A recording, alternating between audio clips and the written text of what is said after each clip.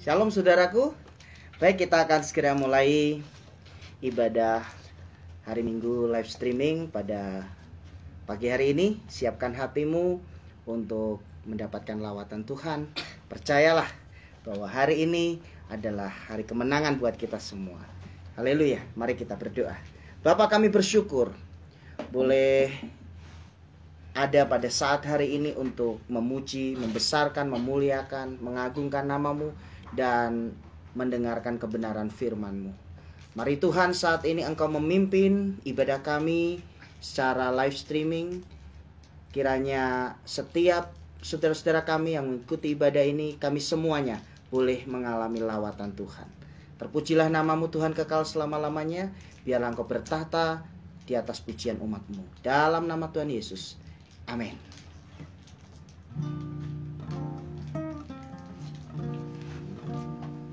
Aku hendak bersyukur pada Tuhan karena kebaikan-Nya dan bermazmur bagi nama Tuhan yang maha tinggi. Ya Tuhan, Tuhan kami, betapa mulianya nama-Mu, Tuhan kami, dimuliakan atas seluruh bumi. Aku hendak bersyukur pada Tuhan karena kebaikan-Nya dan bermazmur bagi nama Tuhan yang maha tinggi. Ya Tuhan, Tuhan kami, betapa mulianya nama-Mu, Tuhan kami, dimuliakan atas seluruh bumi. Ya Tuhan, Tuhan kami, betapa mulianya nama-Mu, Tuhan kami, dimuliakan atas seluruh bumi. Ya Tuhan, ya Tuhan, Tuhan kami, betapa mulianya nama-Mu, Tuhan kami, dimuliakan atas seluruh bumi. Ya Tuhan, Tuhan, oh Tuhan kami, betapa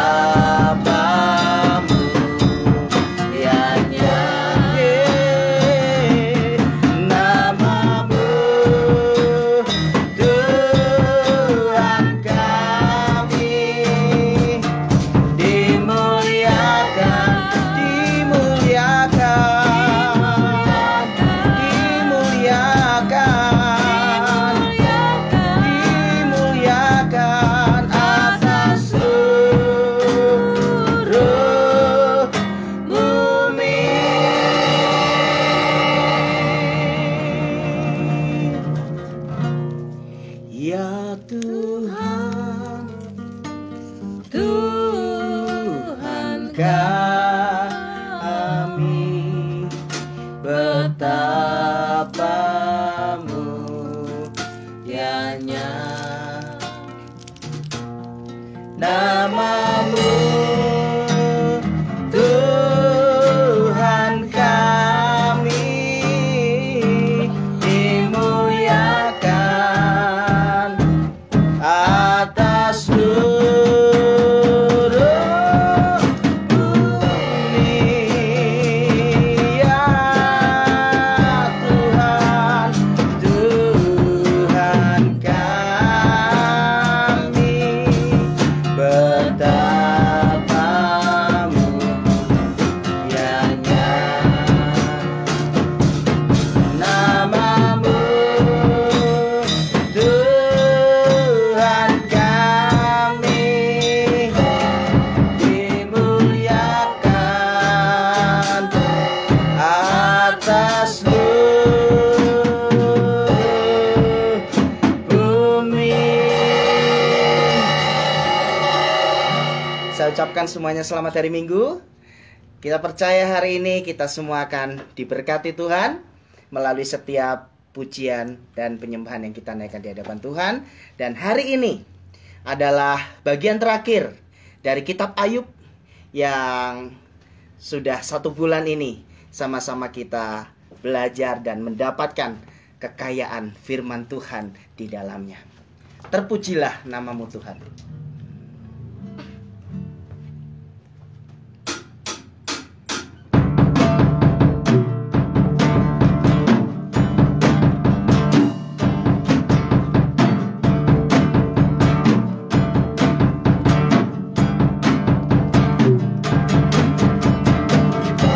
Terpujilah namamu Tuhan, ajaib dan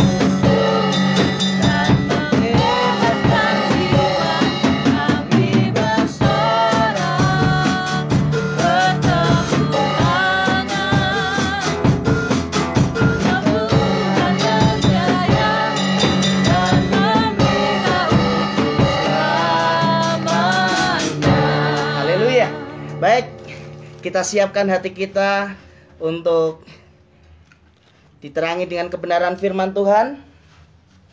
Hari ini adalah puncak dari pemberitaan kitab Ayub, di mana saya percaya Bapak Ibu semua yang mengikuti ibadah ini secara live streaming ataupun siaran ulang akan merasa diberkati, karena untuk segala sesuatu ada waktunya.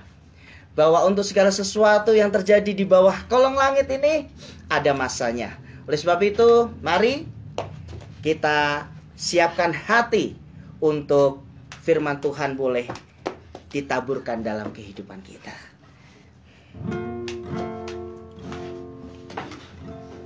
Bila kau izinkan sesuatu terjadi,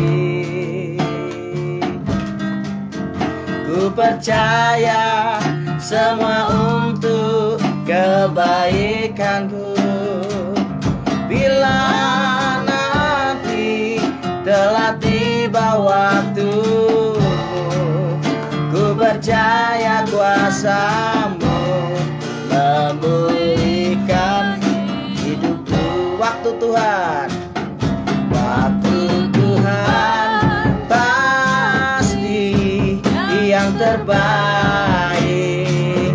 Walau kadang tak mudah dimengerti, lewati cobaan, ku tetap percaya waktu Tuhan pasti yang terjadi. Bila kau izinkan sesuatu terjadi, ku percaya semua untuk kebaikanku. Bila nanti telah tiba waktu, ku percaya kuasamu memulihkan hidup. Waktu Tuhan pasti yang terbaik. Walau kadang tak mudah dimengerti, lewati cobaan, ku tetap percaya waktu Tuhan pasti yang terbaik. Bapak Ibu semua yang mengikuti ibadah ini secara live streaming, sementara nanti firman Tuhan disampaikan, bagi Bapak Ibu yang memiliki pergumulan dan ingin untuk didoakan di akhir ibadah, Bapak Ibu bisa kirimkan pokok doa Bapak Ibu melalui kolom komentar, dan nanti di akhir ibadah pada waktu doa, semua pokok doa yang disampaikan dalam kolom komentar akan kita sama-sama naikkan di hadapan Tuhan. Waktu Tuhan pasti yang terbaik. Walau kadang tak mudah dimengerti, lewati cobaan, ku tetap percaya waktu Tuhan pasti yang terbaik. Waktu Tuhan pasti yang terbaik. Waktu Tuhan pasti yang terbaik.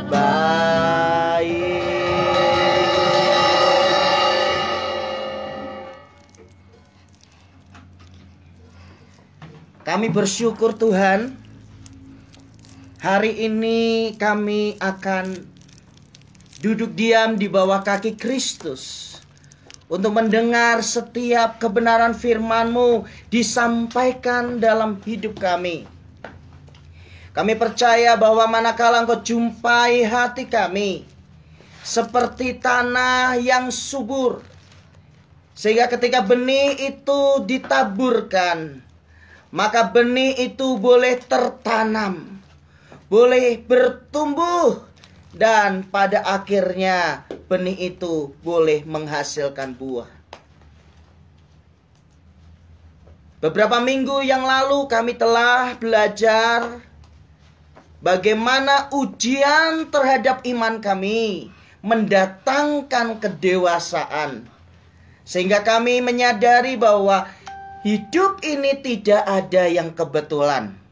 Selalu ada intervensi ilahi dalam setiap detil kehidupan kami. Dan hari ini, puncak dari pemberitaan kitab Ayub akan sama-sama kami dengar bagaimana Tuhan datang secara langsung dalam kehidupan Ayub, dan bagaimana Ayub diubahkan cara berpikirnya, diubahkan pola pikirnya, dan pada akhirnya dia tampil sebagai Ayub yang telah dipulihkan.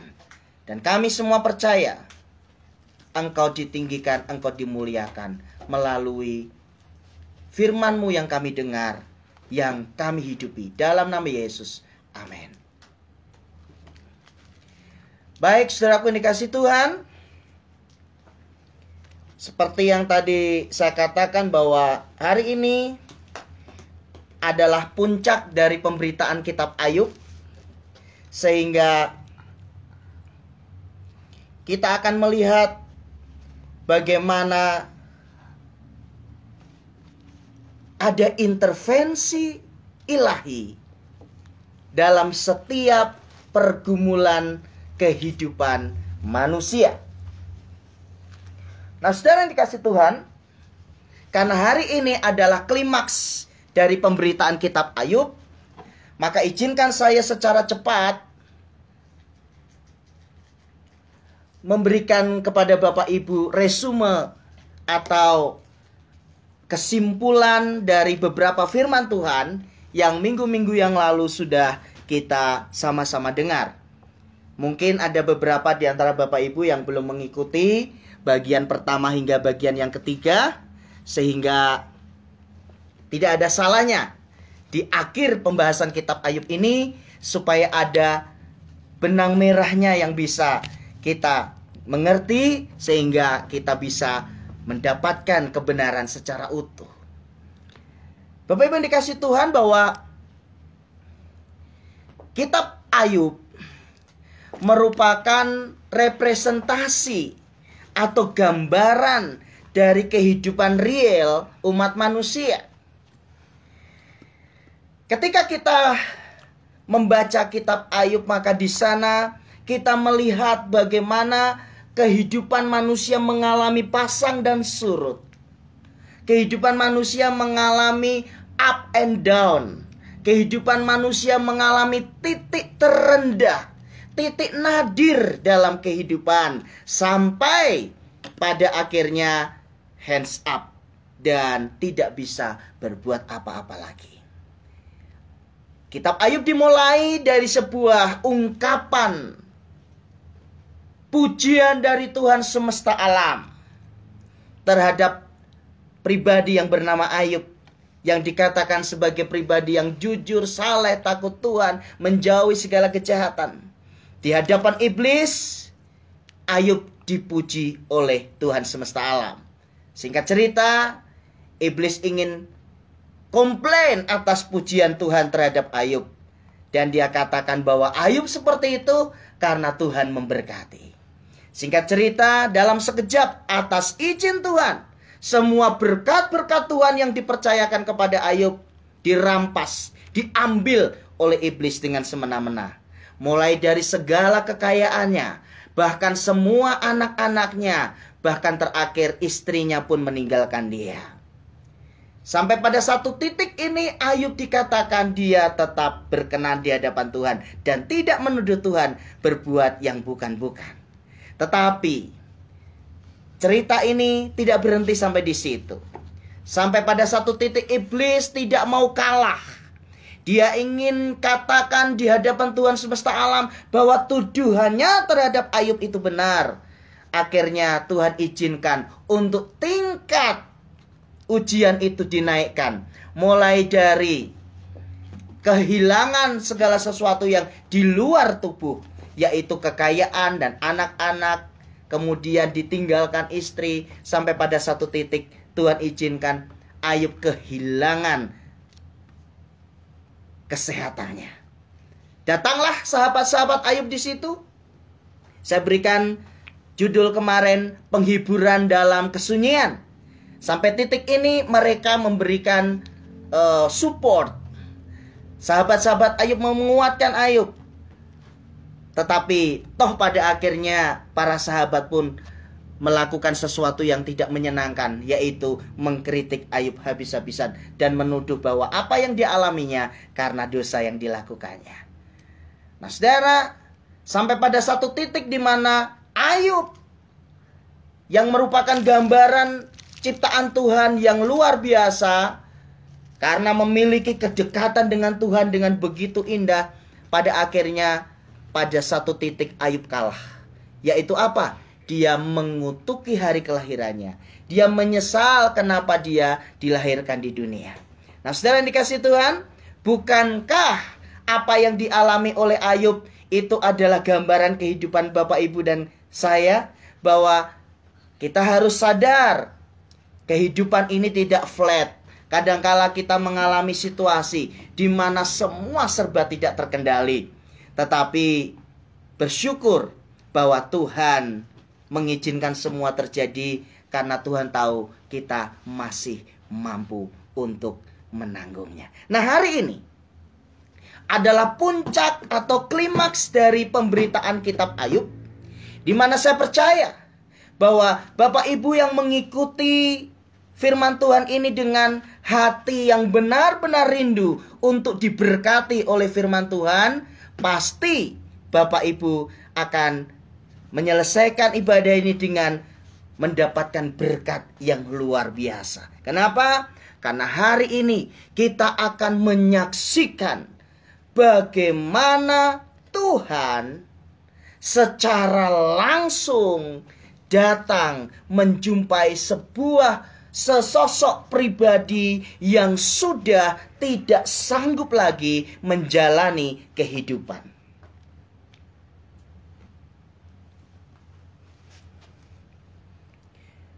Saudara yang dikasihi Tuhan, saya akan mulai firman Tuhan tentang kitab Ayub di bagian terakhir, yaitu bagian yang keempat. Saya lompat sampai pada Ayub pasal yang ke-40.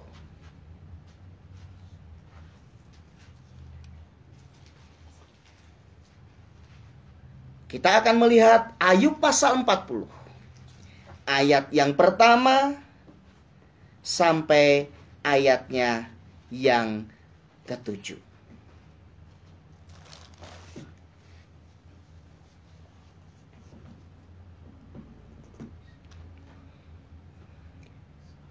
Ayub merendahkan diri di hadapan Allah.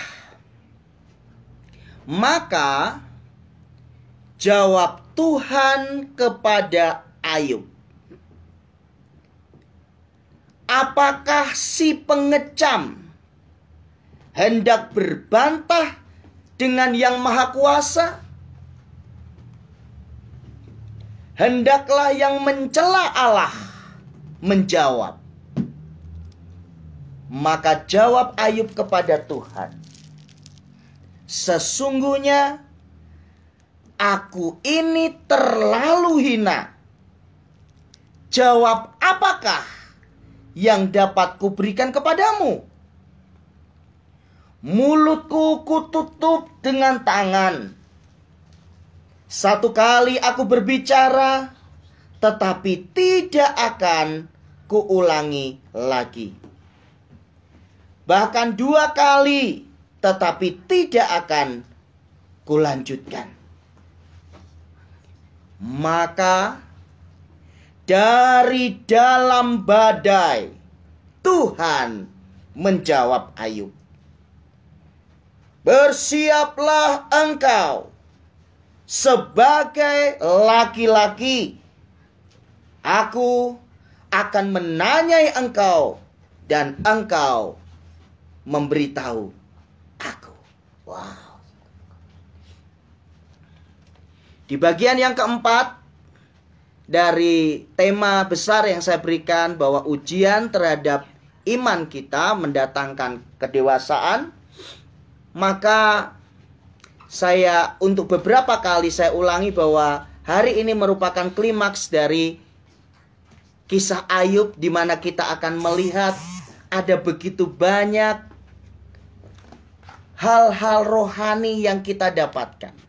Ada begitu banyak kekayaan-kekayaan dari kebenaran Tuhan yang kita jumpai dalam kitab Ayub ini. Bapak Ibu yang dikasihi Tuhan, latar belakang dari Ayub pasal yang ke-40, di mana pada akhirnya Ayub merendahkan diri di hadapan Tuhan, adalah ketika Ayub sampai pada satu titik dia merasa bahwa dia benar, sehingga dia tidak sepantasnya mendapatkan segala musibah yang dia derita pada saat itu. Sehingga sampai pada satu titik dia berkata bahwa lebih baik aku mati pada waktu aku dilahirkan. Kenapa? Karena pada waktu itu Ayub mengalami titik terendah dalam imannya kepada Tuhan. Saudara yang dikasihi Tuhan,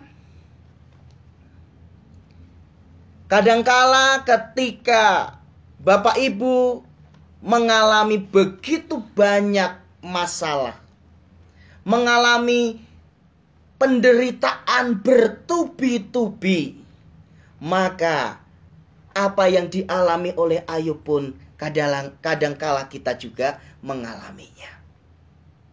Kita mulai berpikir yang aneh-aneh.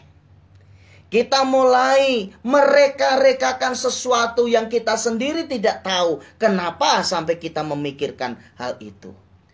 Bahkan tanpa kita sadari, mungkin dari dalam hati kita, kita mulai mempersalahkan Tuhan untuk apa yang kita alami. Saudaraku, siapakah kita kalau dibanding dengan Ayub? Mungkin sekuku hitam juga masih terlalu besar.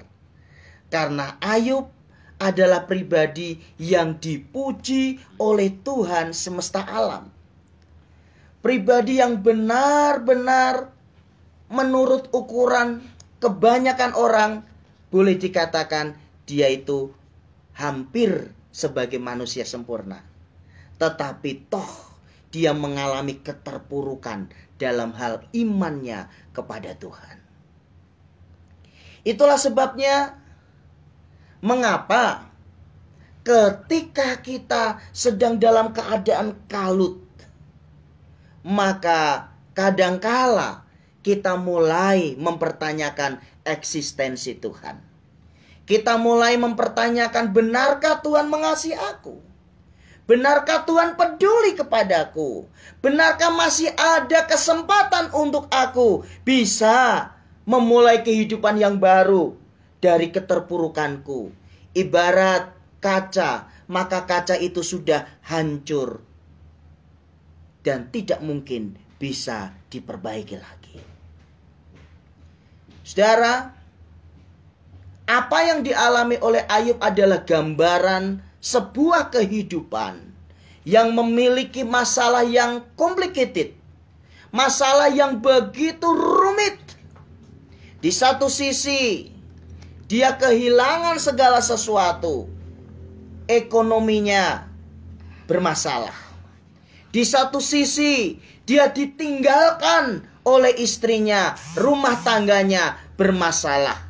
Di satu sisi, dia mulai dihakimi oleh sahabat-sahabatnya. Hubungan sosial mulai retak. Di satu sisi, dia mengalami penyakit yang sangat mengerikan. Dia mengalami krisis dalam kesehatan. Di satu sisi, dia mengalami kekecewaan yang luar biasa. Sampai-sampai Alkitab dengan jujur menuliskan bahwa Ayub mengutuki hari kelahirannya. Saudara yang dikasihi Tuhan, mungkin saudara saat ini sedang mengalami apa yang dialami oleh Ayub versi kita masing-masing. Mungkin Bapak Ibu saat ini ibaratnya orang berlari, sudah kehabisan nafas. Padahal finishnya masih jauh.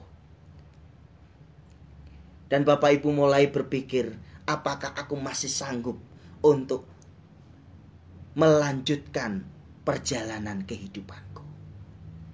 Mungkin di antara Bapak Ibu yang mengikuti ibadah ini secara live streaming ataupun siaran ulang sedang mengalami masalah yang sangat serius dalam rumah tangga. Sepertinya engkau sebagai istri ataupun engkau sebagai suami sudah tidak mungkin lagi bisa bersama-sama dengan pasanganmu. Atau mungkin saat ini saudara mengalami keretakan hubungan antara engkau sebagai menantu dengan mertua. Ada masalah yang cukup serius dan pelik di situ. Atau mungkin saudara saat ini punya masalah, ada keretakan antara engkau sebagai orang tua dengan anak-anakmu. Setiap malam mungkin engkau sudah bercucuran air mata dan berdoa, Tuhan tolong supaya ini semua bisa terselesaikan. Tapi sepertinya tidak ada titik terang. Sampai-sampai engkau berkata, untuk apa aku punya keluarga kalau aku harus mengalami penderitaan seperti ini? Atau mungkin saat ini engkau sedang mengikuti live streaming ini dalam kondisi engkau sedang terbaring di rumah sakit. Engkau sudah mengalami keputusasaan. Engkau sudah mengalami kebosanan. Bahkan ketika ada orang yang datang mendoakan, engkau berkata, apakah masih mungkin doamu itu didengar oleh Tuhan? Toh nyatanya tidak ada perkembangan kesehatanku. Dan engkau mulai meragukan Tuhan. Apakah Tuhan sanggup untuk menyembuhkan penyakitku? Saudaraku, jika ini yang sedang kau alami saat ini, saya ingin menguatkan iman saudara. Kalaupun dokter sudah memvonis engkau dengan penyakit yang tidak mungkin bisa disembuhkan. Saya sudah pernah sampaikan kalimat ini dalam Kidung Pujian dan Penyembahan jam 00. Jangankan untuk menyembuhkan penyakit saudara, Tuhan Yesus yang kita sembah sanggup menghidupkan kembali orang yang sudah 4 hari lamanya mati.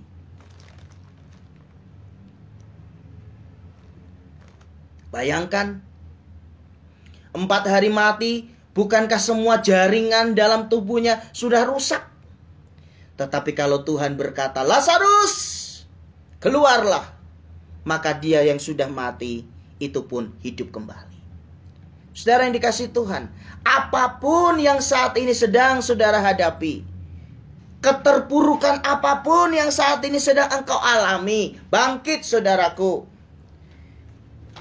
Lupakan masa lalu dan jangan pernah menyalahkan siapapun untuk apa yang sedang engkau alami. Mungkin saat ini engkau sedang mengalami kekecewaan karena engkau dikhianati oleh orang kepercayaanmu. Sehingga engkau mengalami kemarahan yang luar biasa. Dan engkau mulai mengalami krisis kepercayaan. Sehingga kau katakan, aku tidak percaya kepada siapapun mulai hari ini. Ada kabar gembira buat saudara.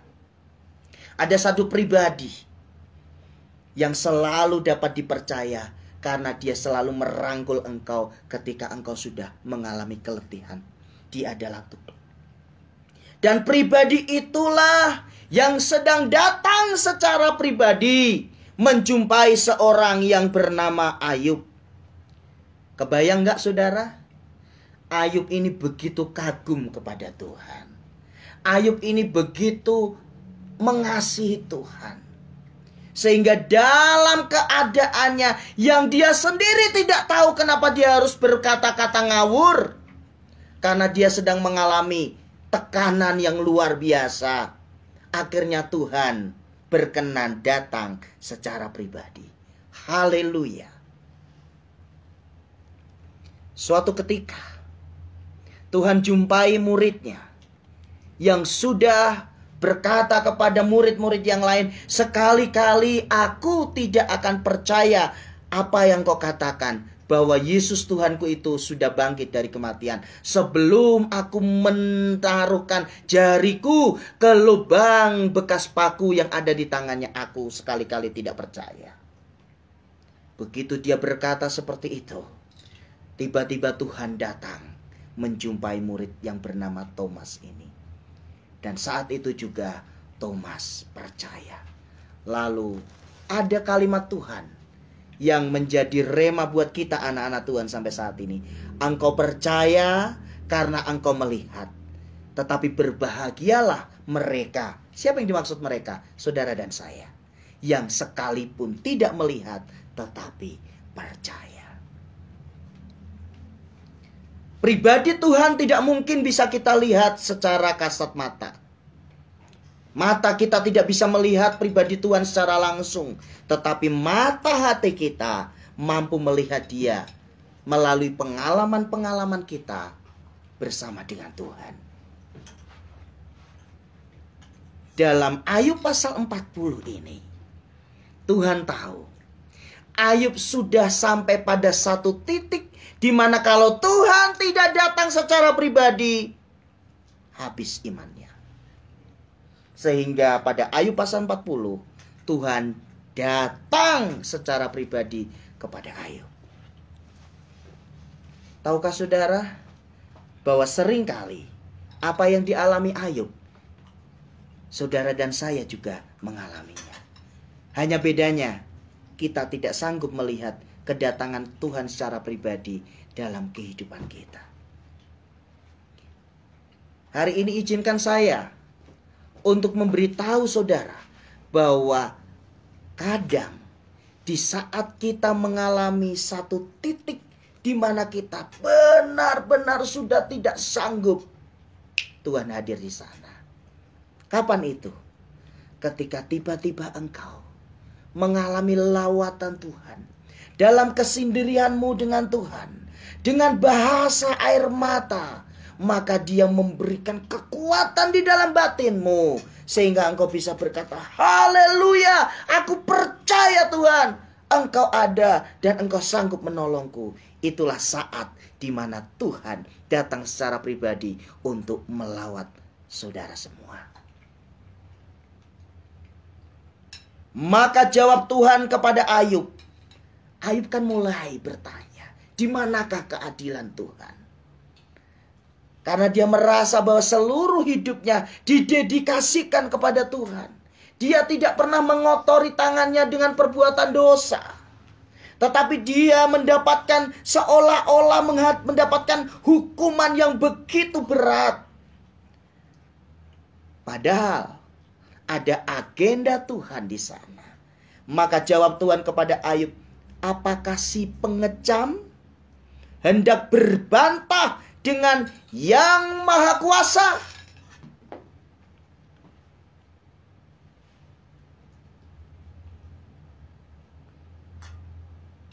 Kebayang saudara? Seorang yang dipuji oleh Tuhan semesta alam, dengan kejujurannya, dengan kesalehannya, dengan rasa takut akan Tuhan, dia tidak pernah melakukan kejahatan, berubah menjadi si pengecam.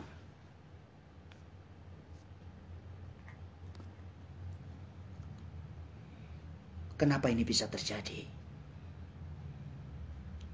Dengarkan baik-baik Bapak Ibu apa yang hendak saya katakan saat ini. Ketika seseorang sudah mengalami kekecewaan yang luar biasa, yang tadinya sayang bisa menjadi benci. Saya ulangi. Ketika seseorang mengalami kekecewaan yang luar biasa, yang tadinya sayang bisa berubah menjadi benci. Ayub, seorang yang begitu perfect dalam hidupnya, yang mendedikasikan seluruh hidupnya untuk menyukakan hati Tuhan, tiba-tiba menjadi si pengecam.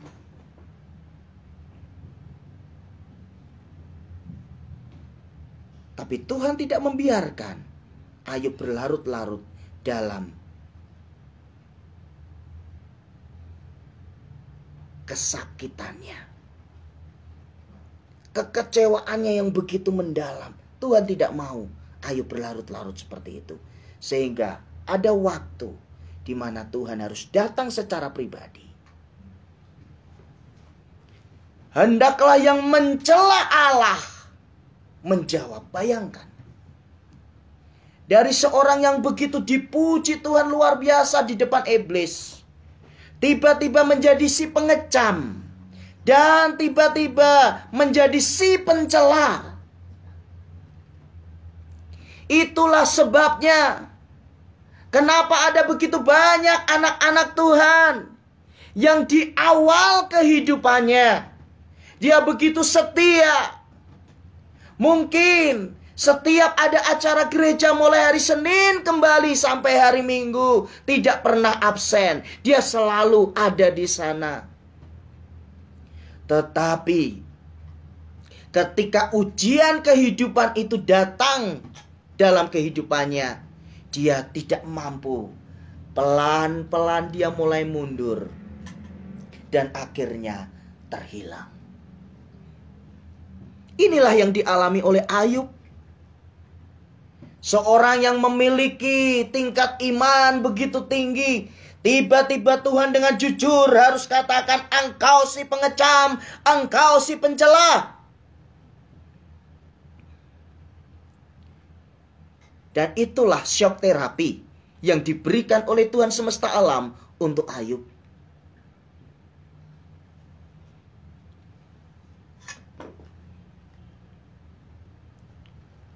Maka jawab Ayub kepada Tuhan. Dia mulai sadar, saudara. Ketika Tuhan datang kepada dia secara pribadi, dia mulai sadar. Sesungguhnya, aku ini terlalu hina. Jawab apakah yang dapat kuberikan kepadamu?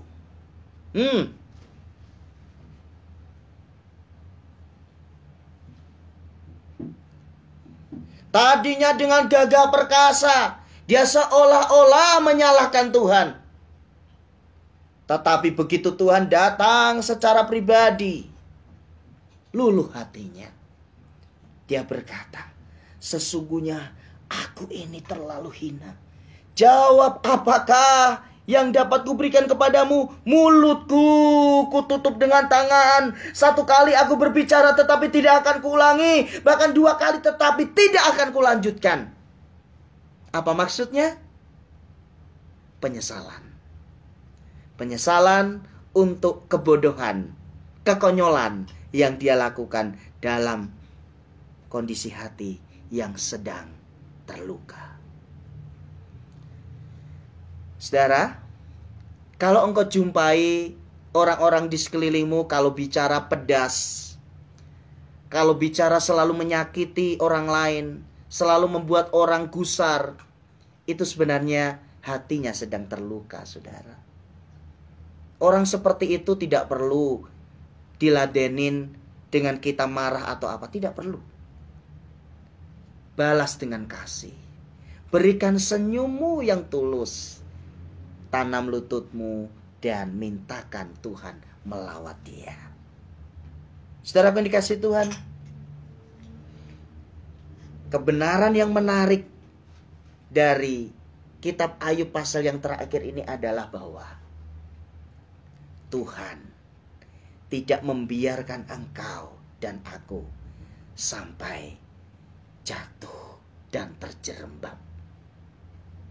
Saya ulangi, Tuhan tidak akan membiarkan engkau dan aku sampai jatuh dan terjerembab. Jika saat ini Bapak Ibu Saudara yang mengikuti ibadah ini secara live streaming ataupun siaran ulang dalam keadaan kalut, dan pernah terlontar kata-kata yang tidak seharusnya engkau ucapkan, Tuhan tetap menerimamu apa adanya. Tuhan tetap merangkul engkau dengan erat. Dan Tuhan tetap mengasihimu apa adanya. Dia bukanlah Tuhan yang terpengaruh dengan kekecewaanmu. Dia adalah Tuhan yang terus menginginkan engkau dipulihkan. Ayub sadar. Ayub tahu diri. Dia sedang berbicara dengan siapa. Bapak Ibu yang dikasihi Tuhan, ayat selanjutnya menjelaskan kepada kita bagaimana cara Tuhan memulihkan. Yang pertama-tama dipulihkan oleh Tuhan bukan fisiknya, tetapi jiwanya. Saya ulangi, yang pertama-tama dipulihkan Tuhan bukan fisiknya, tetapi jiwanya. Ada banyak orang fisiknya sehat, tetapi jiwanya terluka. Makanya kadangkala kalau saudara menjumpai orang yang tadinya kalem, orang yang tadinya baik, orang yang tadinya tidak pernah menunjukkan tanda-tanda melakukan sesuatu yang aneh, tiba-tiba dia bisa melakukan sesuatu yang aneh. Kenapa? Karena jiwanya sedang sakit. Sesungguhnya banyak dari kita yang sedang mengalami sakit dalam jiwa kita. Sehingga hanya ada satu solusinya. Datang kepada Tuhan. Dan Tuhan yang akan menyembuhkan kita. Maka dari dalam badai Tuhan menjawab Ayub, bersiaplah engkau sebagai laki-laki. Wow. Keren banget saudara.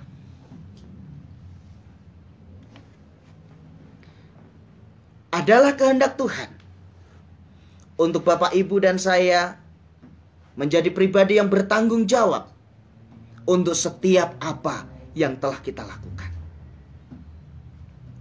Orang yang pecundang, orang yang pengecut adalah orang yang lari dari kenyataan. Orang yang tidak berani menghadapi kenyataan. Izinkan hidup ini terus berjalan. Sertakan Tuhan dalam setiap kehidupanmu. Sekalipun mungkin engkau tertatih-tatih, tetapi percayalah, ketika engkau hendak terjatuh, tangan Tuhan yang sigap itu akan mengambil engkau, bahkan menggendongmu. Saudaraku yang dikasihi Tuhan, Tuhan berkata, bersikaplah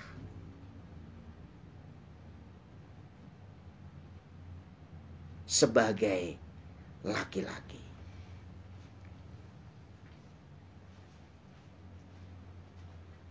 Lalu Tuhan berkata, apakah engkau hendak meniadakan pengadilanku? Mempersalahkan aku supaya engkau dapat membenarkan dirimu? Bukankah ini yang sering terjadi dalam kehidupan kita, saudara? Dalam ketidaktahuan kita, kita mulai menganggap bahwa kita benar dan Tuhan berlaku tidak benar terhadap kita. Saudara, jika engkau dan aku adalah orang-orang yang disayangi Tuhan, maka Tuhan tidak ingin kita semakin jauh dari Dia. Firman Tuhan katakan, yang kukasihi, ku tegur dan ku hajar. Artinya adalah, anggaplah sebagai tanda cinta Tuhan. Jika engkau saat ini mengalami begitu banyak tantangan dalam kehidupan, Karena sesungguhnya Tuhan menjagai engkau agar tetap bergantung kepada Tuhan. Di sini sekali lagi untuk yang kedua kali saya katakan, Tuhan melakukan shock terapi terhadap jiwa Ayub. Ayub disadarkan. Ayub, bangun. Bangun dari mengasihani diri sendiri. Bangun dari merasa engkau benar. Ayo, kembali. Kembali sebagai pribadi yang aku inginkan. Yaitu pribadi yang tidak pernah menyalahkan Tuhan. Pribadi yang selalu meyakini bahwa Tuhan selalu bertindak benar. Mari kita lompat pada Ayub pasal yang ke-42. Ayub mencabut perkataannya dan menyesalkan diri. Maka jawab Ayub kepada Tuhan, aku tahu bahwa engkau sanggup melakukan segala sesuatu dan tidak ada rencanamu yang gagal.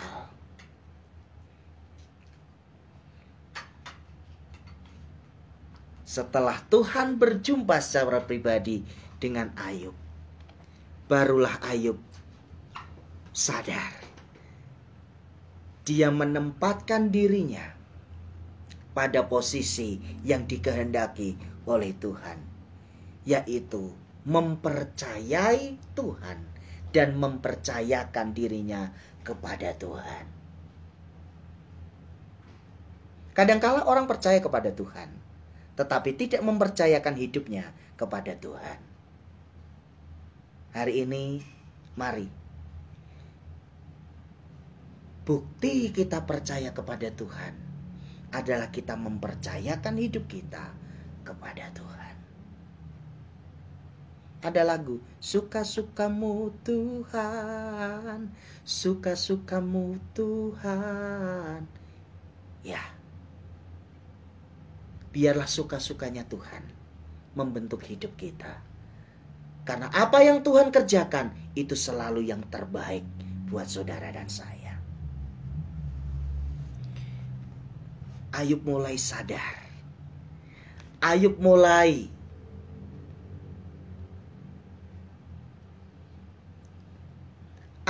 menempatkan dirinya pada porsinya. Sehingga dia menyadari bahwa tanpa Tuhan dia tidak sanggup untuk berbuat apapun.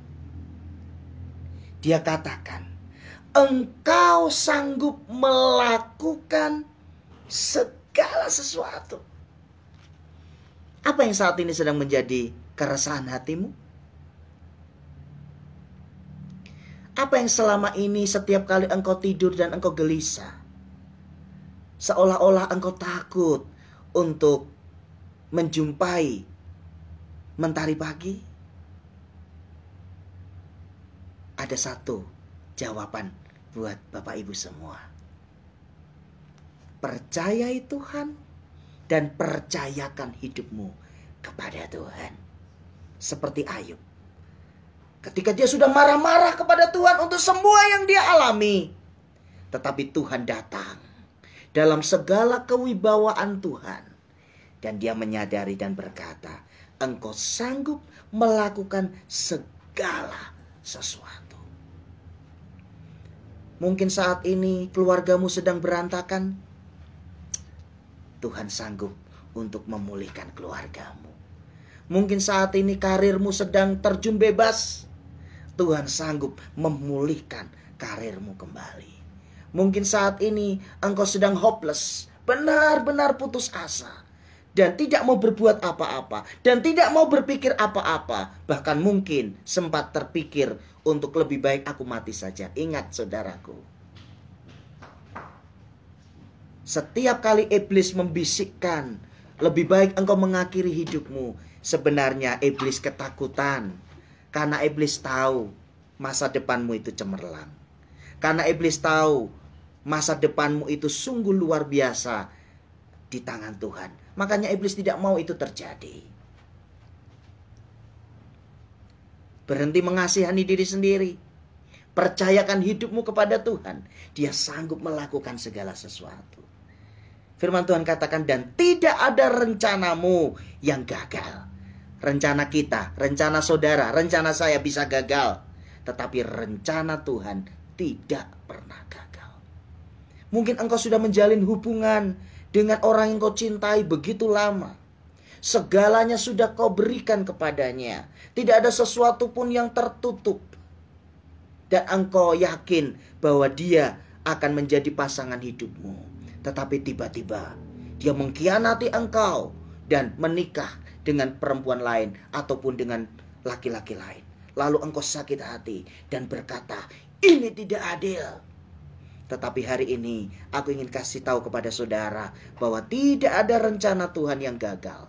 Justru dia tidak jadi suamimu, dia tidak jadi istrimu, karena Tuhan tidak mau engkau menderita dengan dia yang bukan yang dari Tuhan.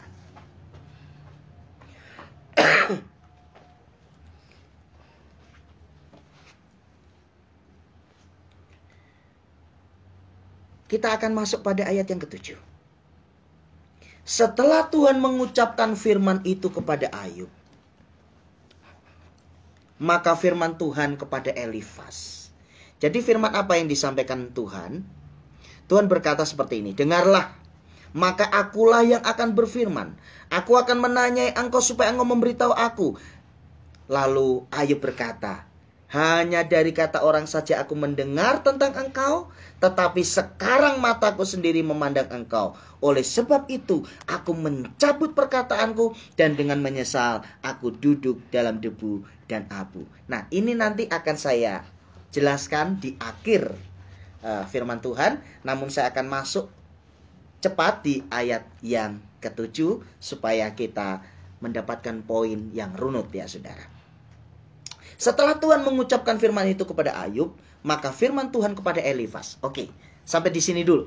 Jadi gini, saudara. Kalau saudara mengikuti kisah Ayub bagian yang ketiga, 2 minggu yang lalu, bahwa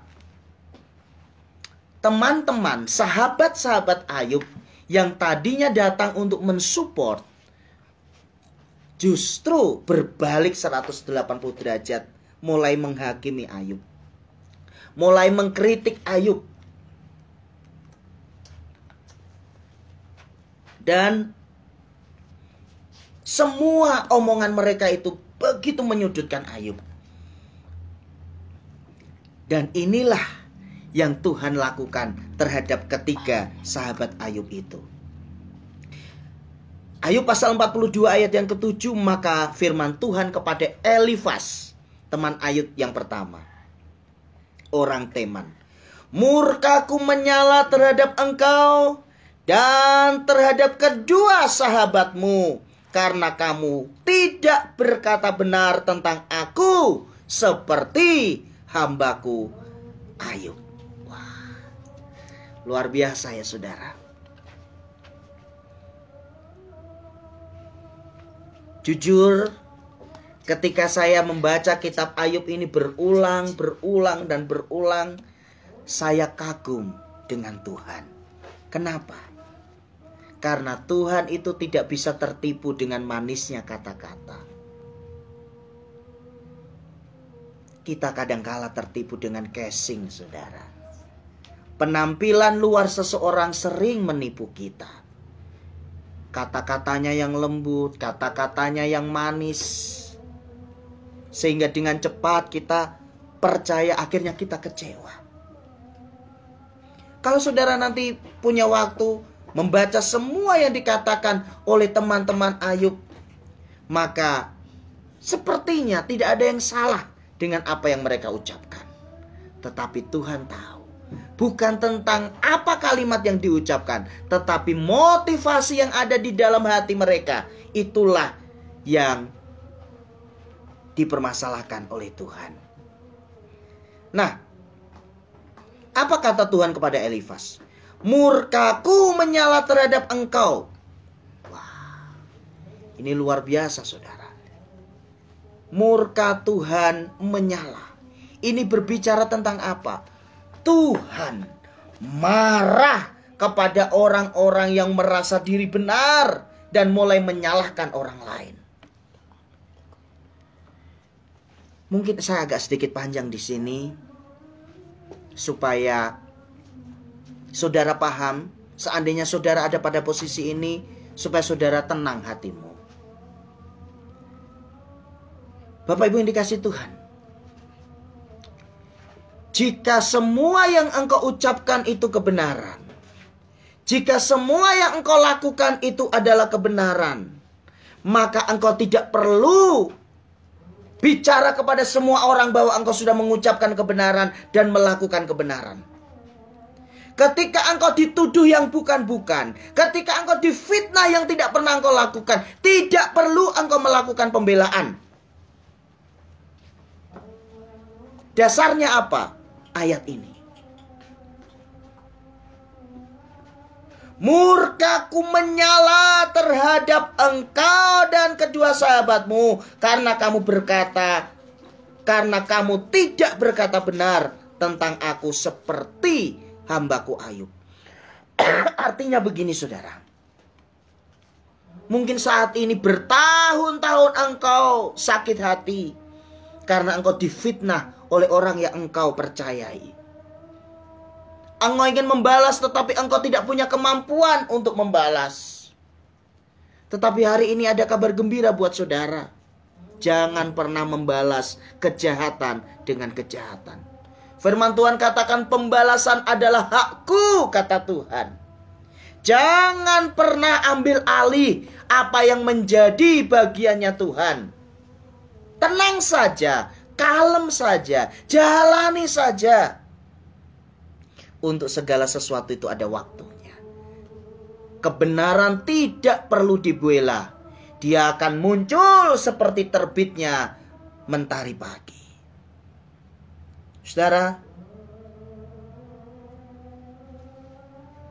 jika waktunya sudah tiba, seperti kidung pujian dan penyembahan kemarin, saya katakan Tuhan itu punya hitung-hitungan.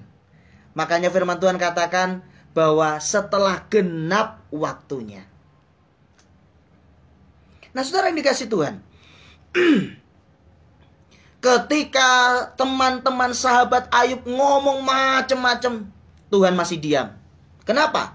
Karena belum genap waktunya. Jadi hari ini kita tahu kebenaran. Bahwa engkau melihat orang fasik melakukan kejahatan dan seolah-olah tidak pernah mengalami kemalangan apapun. Ingat, firman Tuhan katakan setelah genap waktunya.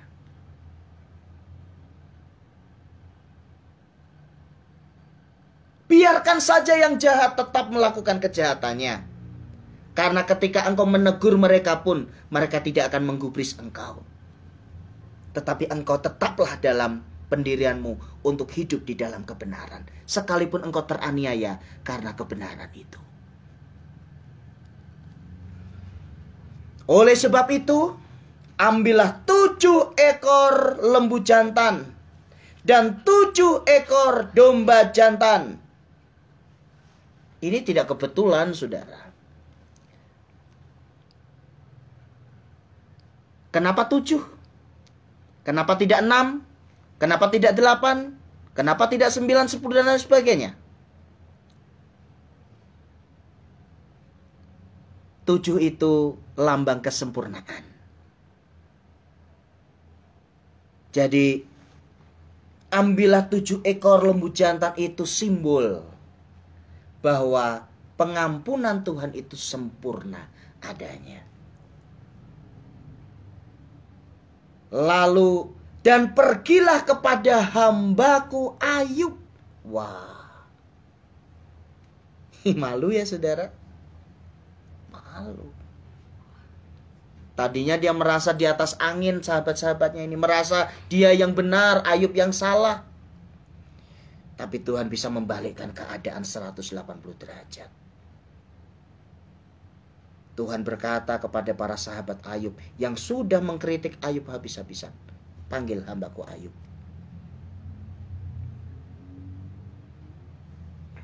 Lalu dikatakan, lalu persembahkanlah semuanya itu sebagai korban bakaran untuk dirimu. Dan perhatikan firman Tuhan ini.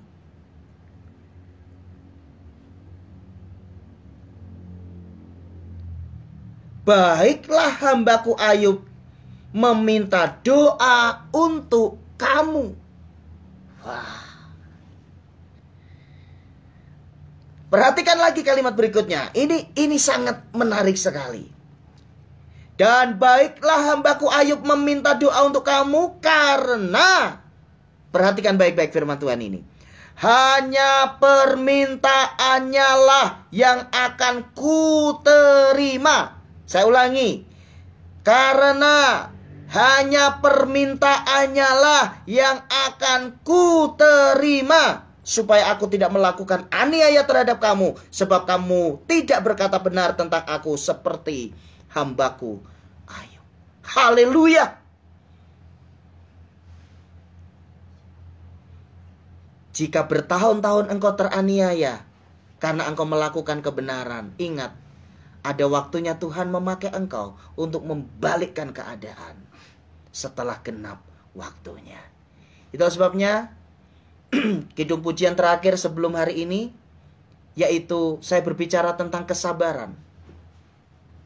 Ingatlah bahwa buah dari kesabaran itu adalah ketika Tuhan berkata, sabaslah engkau, hei hambaku yang setia, turutlah dalam kesukaan Tuhanmu.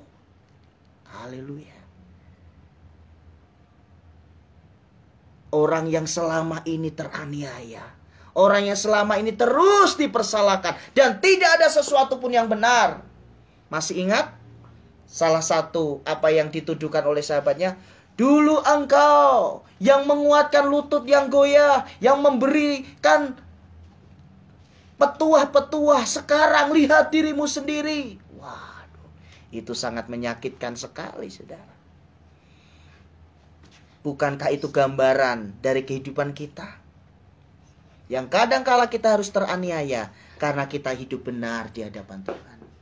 Ketika lingkungan kita mulai kompromi, melakukan segala sesuatu untuk keuntungan pribadi, tetapi engkau satu-satunya yang berkata tidak, aku tidak mau melakukan sesuatu yang tidak menyukakan hati Tuhanku. Lalu engkau dibenci. Lalu engkau ditekan. Lalu engkau diasingkan. Lalu engkau dibuli. Bertahanlah. Bersabarlah. Nantikan Tuhan.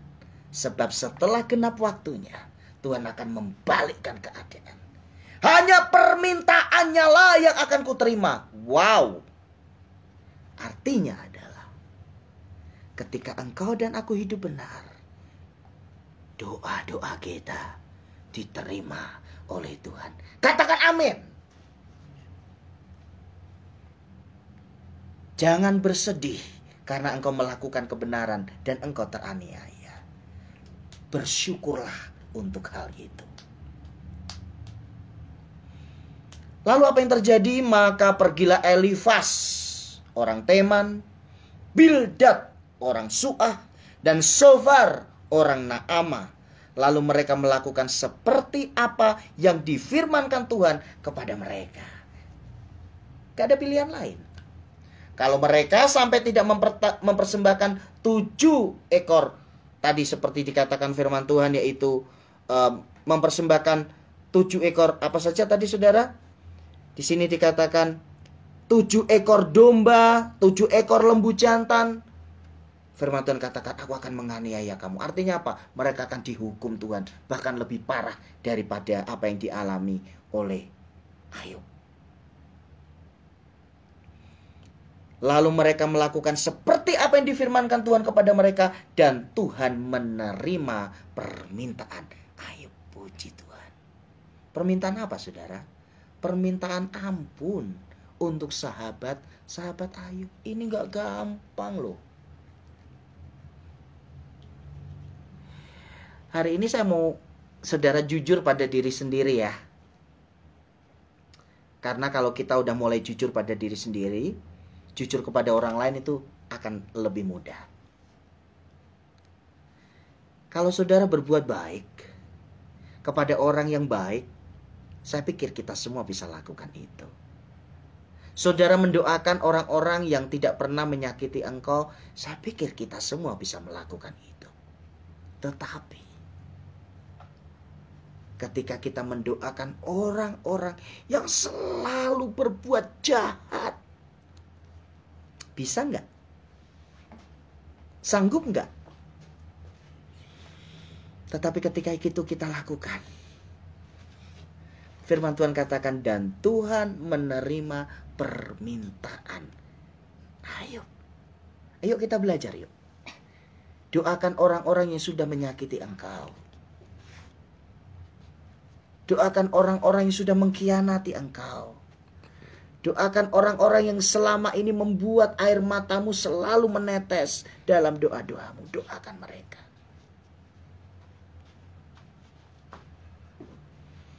Yuk kita lanjut. Lalu Tuhan memulihkan keadaan Ayub setelah ia meminta doa untuk sahabat-sahabatnya. Nah, ini kuncinya di sini, saudara. Lalu Tuhan memulihkan keadaan Ayub. Kalau kita belajar firman Tuhan itu begitu ya, saudara ya. Teliti, resapi, nikmati, doakan, minta hikmat dari Tuhan. Lalu saudara akan mendapatkan, oh ini kebenarannya. Perhatikan baik-baik. Lalu Tuhan memulihkan keadaan Ayub setelah ia meminta doa untuk sahabat-sahabatnya. Artinya apa? Terjadi rekonsiliasi. Nah, kita terima hari ini kebenaran ini sebagai rahasia untuk saudara dan saya diberkati. Rekonsiliasi.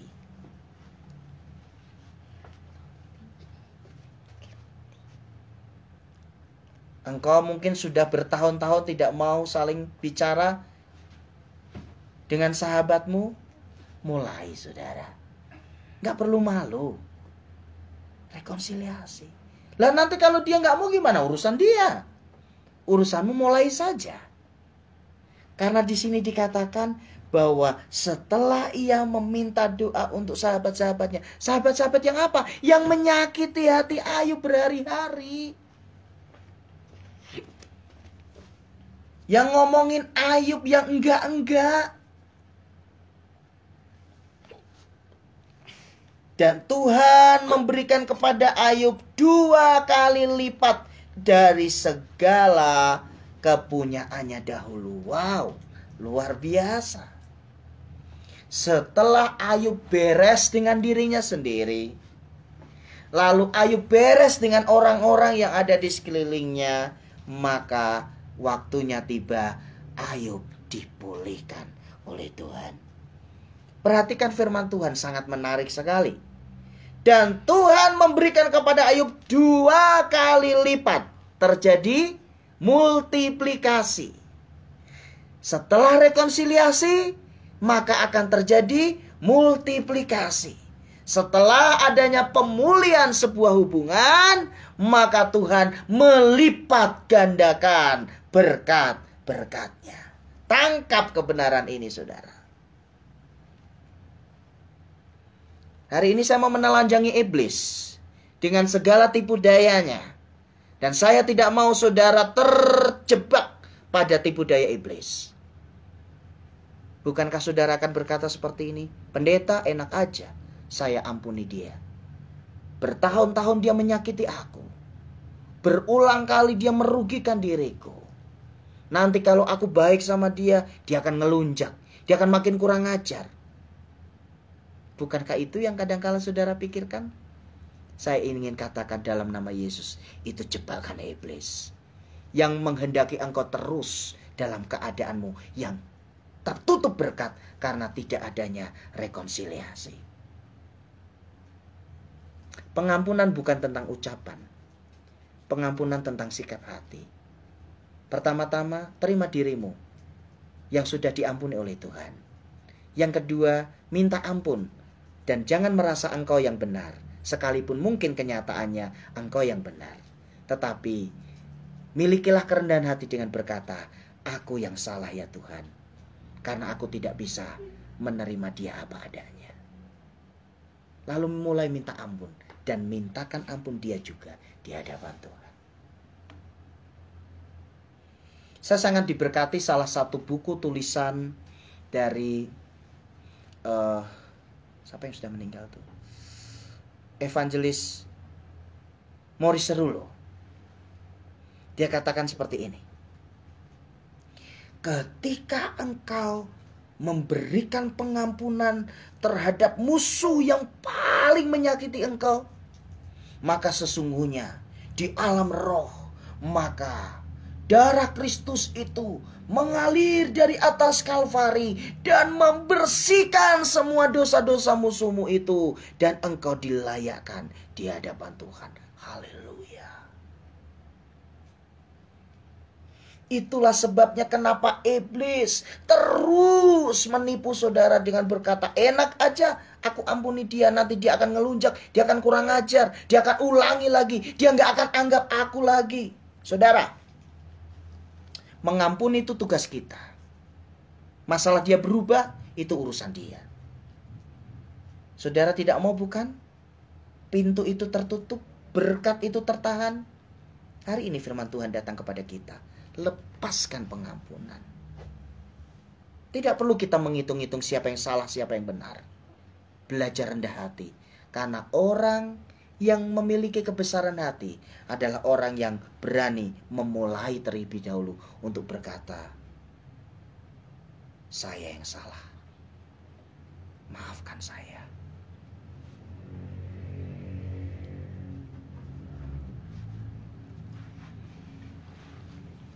Beberapa hari belakangan ini saya melayani beberapa keluarga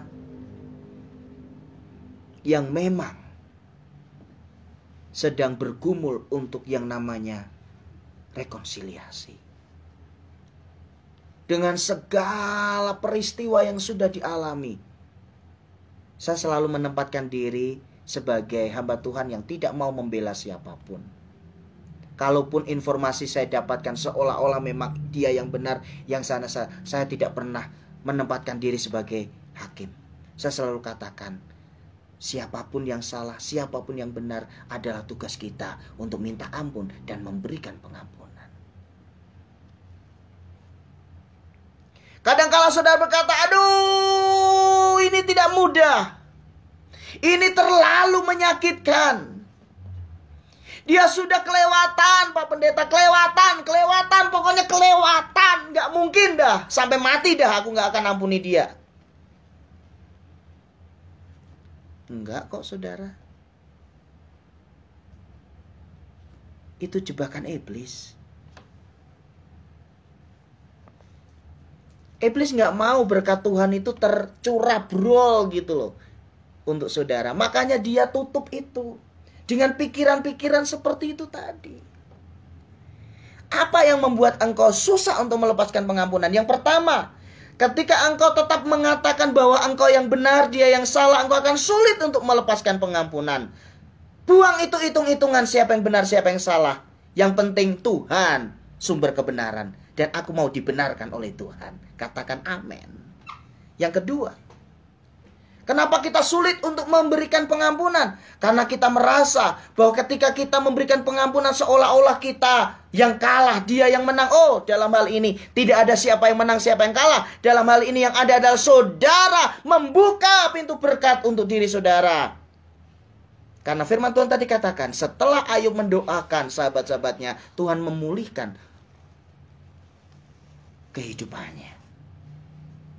Kemudian yang ketiga, kenapa kita sulit untuk memberikan pengampunan?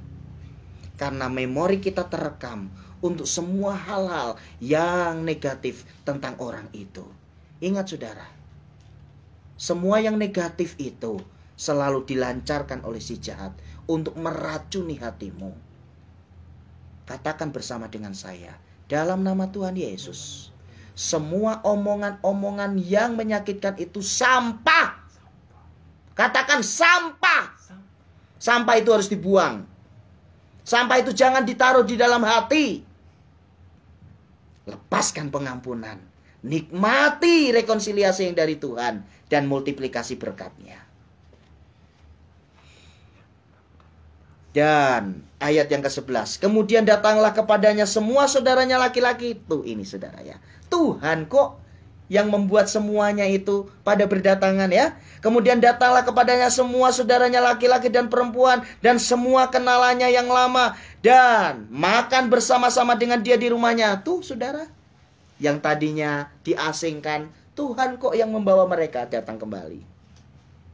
Mereka menyatakan turut berduka cita dan menghibur dia oleh karena segala malapetaka yang telah ditimpakan Tuhan kepadanya. Dan mereka masing-masing memberi dia uang 1 kesita dan sebuah cincin emas. Haleluya. Kalau Tuhan yang sudah membuka pintu, tidak ada satu orang pun yang sanggup menutupnya. Kalau Tuhan yang sudah mengangkat engkau, tidak ada satu orang pun yang sanggup untuk menurunkannya. Tidak ada seorang pun yang sanggup merendahkannya.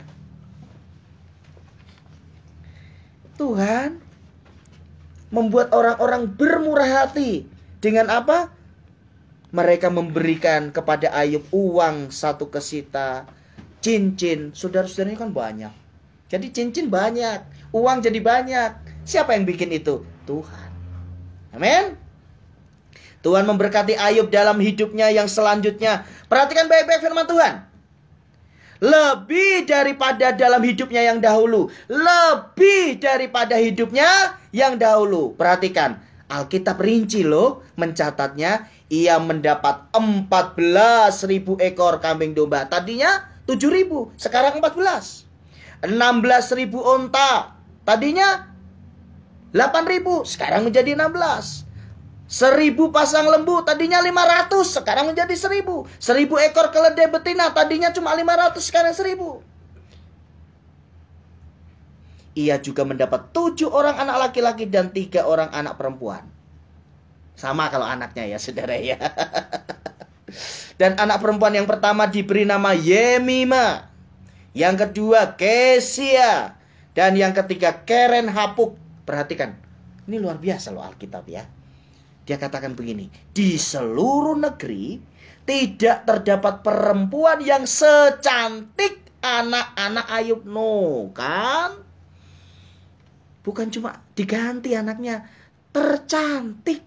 Siapa yang gak bangga punya anak tercantik? Wah, pasti pangeran-pangeran pada datang ngelamar kan, tinggal pilih aja. Enggak lah yang inilah, enggak lah yang ini. Lah iya tercantik loh saudara. Haleluya. Saya nggak punya anak cewek, saudara. Anak saya semua cowok, saudara ya. Di seluruh negeri tidak terdapat perempuan yang secantik anak-anak Ayub dan mereka diberi ayahnya milik pusaka di tengah-tengah saudara-saudaranya laki-laki. Sesudah itu Ayub masih hidup 140 tahun lamanya. Ia melihat, perhatikan baik-baik, ia melihat anak-anaknya dan cucu-cucunya sampai keturunan yang keempat. Maka matilah Ayub tua dan lanjut umur. Wah, enak banget Ayub ya. Udah lihat keturunan sampai keturunan yang keempat. Anak-anaknya, cucu-cucunya. Jadi anak, cucu, cicit. Gak tahu yang keempat namanya apa ya. Anaknya cicit. Luar biasa ya. Ayo kita sesuai dengan janji saya tadi. Kita kembali lagi pada ayat yang kelima dari ayat 42. Ini sebagai ayat penutup dari kitab Ayub yang hari ini adalah bagian terakhir, yaitu bagian yang keempat ya saudara ya. Firman Tuhan katakan, hanya dari kata orang saja aku mendengar tentang engkau, tetapi sekarang mataku sendiri memandang engkau. Hanya dari kata orang saja aku mendengar tentang engkau, tetapi sekarang mataku sendiri memandang engkau. Saudara, berimanlah kepada Tuhan bukan Tuhan yang kata Pak Pendeta. Berimanlah kepada Tuhan, bukan Tuhan yang kata papa dan mama. Berimanlah kepada Tuhan, Tuhan yang engkau alami secara pribadi. Karena kalau hanya kata, itu saudara imannya tidak akan terlalu kuat. Tetapi kalau saudara mengalaminya secara pribadi, itu akan membuat saudara tidak tergoyahkan. Apa sih sebenarnya tujuan Tuhan mengizinkan engkau mengalami begitu banyak masalah? Tujuannya cuma satu. Melatih engkau menjadi pribadi yang kuat, yang tangguh, yang gigih, dan yang pasti. Supaya engkau punya pengalaman berjalan bersama dengan Tuhan. Haleluya. Di akhir kitab Ayub ini, izinkan saya untuk memberikan kesimpulan. Dan kiranya kesimpulan ini akan menguatkan saudara bahwa untuk segala sesuatu ada waktunya. Kesimpulan yang pertama, mari saudaraku, kalau saat ini engkau dalam keadaan yang terpuruk, ingat, itu bukan akhir dari segalanya. Tetap pandang kepada Tuhan, yakin bahwa Dia sanggup untuk menolong saudara. Jangan putus asa, jangan bertindak konyol, tapi jalani hidup apa adanya dan terus berpengharapan kepada Tuhan. Yang kedua, kalau saat ini engkau sedang melakukan kebenaran, hidup di dalam kebenaran, engkau tidak pernah melakukan apa yang dituduhkan kepadamu, tapi engkau terus teraniaya karena sebuah kebencian, bertahanlah. Karena sesungguhnya akan tiba waktunya Tuhan mengubahkan 180 derajat. Karena engkau akan memberkati banyak orang. Bahkan mereka yang sudah menyakitimu akan duduk di bawah kakimu dan minta supaya engkau mendoakan dia. Ingatlah saudara, Tuhan sanggup melakukan apapun. Bahkan setiap bahasa air matamu ditampung dalam kirbatnya. Setelah genap waktunya, maka Tuhan pasti memberkati engkau. Yang ketiga, siapapun bisa meninggalkan kita, tetapi Tuhan tidak pernah membiarkan engkau. Saat ini, jika engkau merasa sendiri di tengah begitu banyaknya orang yang menyertaimu, ketika engkau merasa sunyi di tengah hingar-bingarnya kehidupan dunia, ingatlah, ada pribadi yang selalu memberikan dadanya untuk engkau bersandar. Ada satu pribadi yang mau mendengarkan setiap keluh kesahmu. Dia adalah Yesus. Oleh sebab itu, datang kepada Tuhan Yesus. Serahkan hidupmu kepadanya. Curahkan seluruh kegalauanmu kepada Tuhan. Dia berkata bahwa marilah kepadaku, hai kamu sekalian yang letih lesu dan berbeban berat, aku memberikan kelegaan kepadamu. Ingat, jangan baperan. Jangan terlalu terbawa perasaan. Karena perasaan ini seringkali menipu. Tetapi, bawalah hidupmu berjalan dalam kebenaran. Dan Roh Kudus akan memampukan engkau untuk melakukan setiap kebenaran. Yang keempat,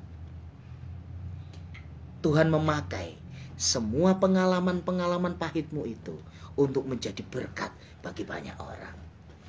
Jika engkau pernah disakiti, dan engkau bisa mengampuni orang yang menyakitimu, maka ketika engkau berjumpa dengan orang yang sedang tersakiti, maka engkau berkata, aku pun pernah mengalaminya. Tetapi setelah aku bisa mengampuninya, saat ini aku dipulihkan. Bersyukur untuk setiap semua yang menyakitkan dalam hidup ini, karena itu dipakai oleh Tuhan untuk menyatakan kemuliaannya. Yang kelima, yang terakhir, ingatlah, adalah kehendak Tuhan untuk engkau dan aku diberkati. Adalah kehendak Tuhan untuk aku dan engkau dipulihkan. Adalah kehendak Tuhan untuk kita menjadi pribadi yang kuat dan menjadi pribadi yang memuliakan nama Tuhan. Oleh sebab itu, siapapun engkau saat ini, apapun yang sudah engkau alami saat ini, bertahanlah, tetap pandang kepada Tuhan, dan yakinlah bahwa Tuhan sanggup memulihkan hidupmu. Amin. Tuhan memberkati. Baik, saudaraku yang dikasih Tuhan, saya masih memberikan kesempatan, mungkin ada di antara Bapak Ibu yang ingin menyampaikan pokok doa. Di sini baru ada satu yang meminta doa, yaitu dari Virgonya Bintang. Ini jemaat kami, Ibu Lina ya, anak dari Bu Rusma. Baik, doakan usaha kami dan kesehatan keluarga. Oke, baik, kita akan doakan. Yang lain mungkin boleh sambil saya masih akan memuji 1-2 lagu. Nanti kalau ada yang ingin menyampaikan pokok doa bisa disampaikan melalui kolom komentar.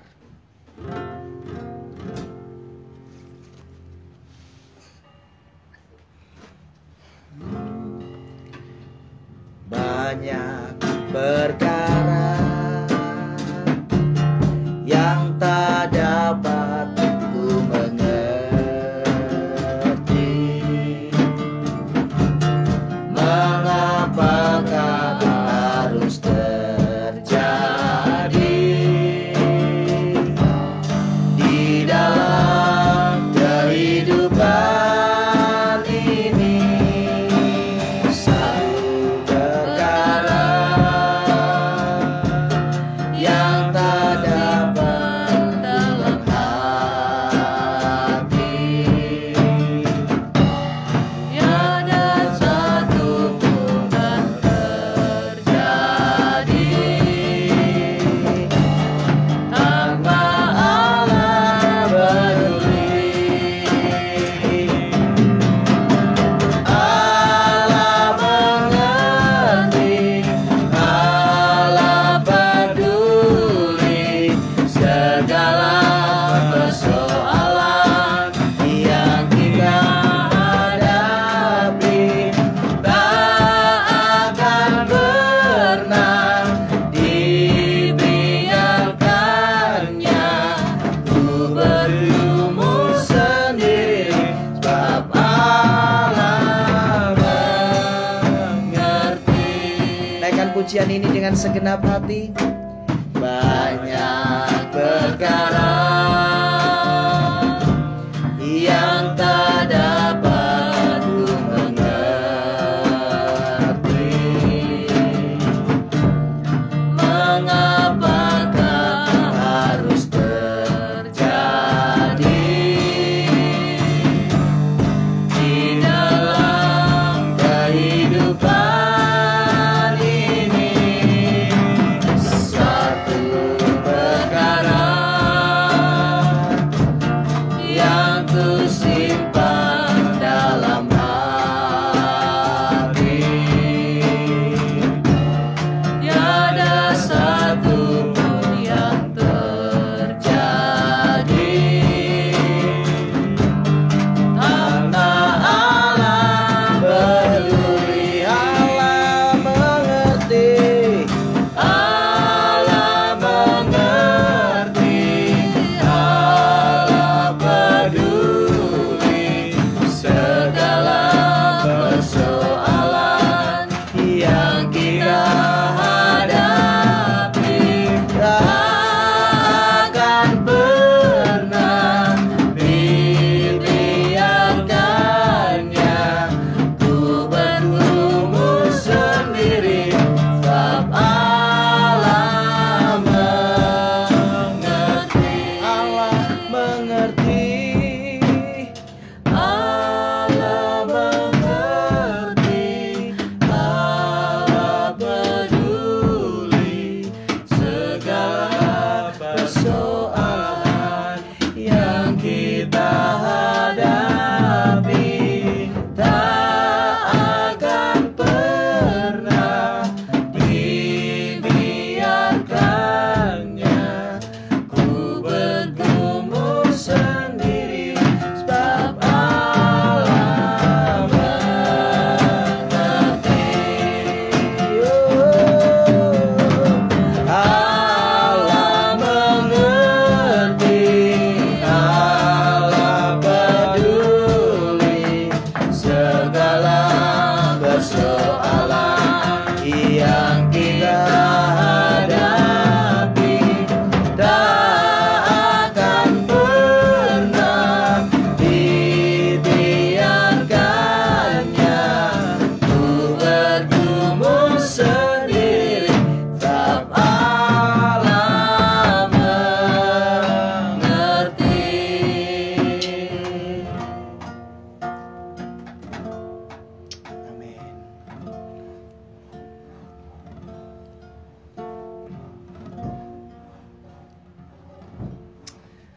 Baik saudaraku, sebelum saya masuk dalam doa,